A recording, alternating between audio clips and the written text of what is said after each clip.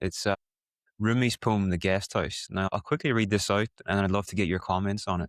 This being human is a guest house. Every morning is a new arrival. A joy, a depression, a meanness, some momentary awareness comes as an unexpected visitor. Welcome and entertain them all. Even if they're a crowd of sorrows who violently sweep your house empty of its furniture, still treat each guest honourably. He may be clearing you out for some new delight. The dark thought, the shame, the malice, meet them all at the door laughing and invite them in. Be grateful for whoever comes, because each has been sent as a guide from beyond. Do you want to share your reflections on that? Because I've heard you speak about this before, and I know you've thought deeply about what Rumi was saying here. Yeah, it's a striking poem, isn't it? And I think it's a favorite of a lot of people because, daily we are visited by things that we just as soon hide out from and pretend we're not at home. But these things have a way of finding a crevice to come into our lives. And again, the question is, what am I going to do? Am I going to try to hide from them? Am I going to try to run away? Or am I going to turn toward them and ask, what is it that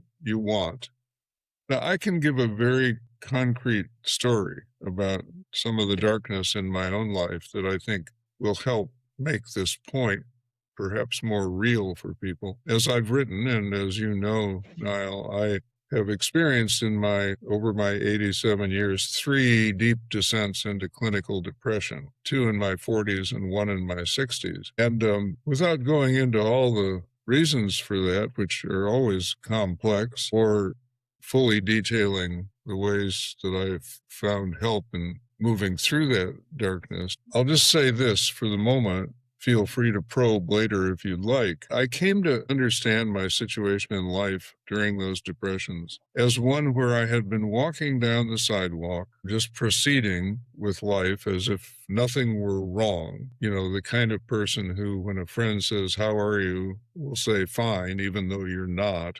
So I'm walking down the sidewalk, proceeding as if nothing is wrong. But a couple blocks behind me, I can dimly hear a voice calling my name, calling out, in effect, for me to stop and turn around. But I don't. I keep walking because this is a voice I don't want to hear. This is a visitor, as Rumi would say, that I don't want to entertain. And after a while, that person walks a little faster, comes a little closer. I hear the voice more audibly. It's more demanding and insistent. Still, I walk on. Then this figure gets close enough to use some curse words effectively, insults, derogations, put-downs, but I keep walking. Then this figure picks up some pebbles or small stones and starts throwing them at me.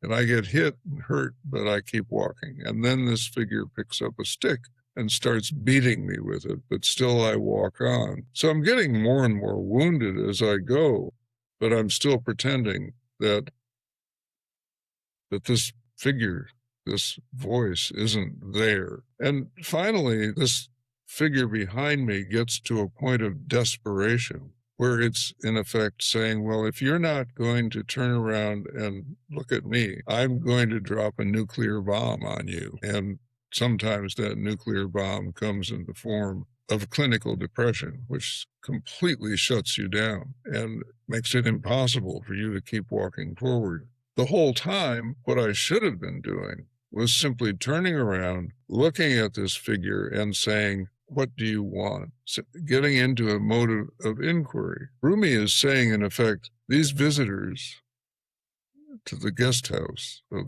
called the human self have messages for us.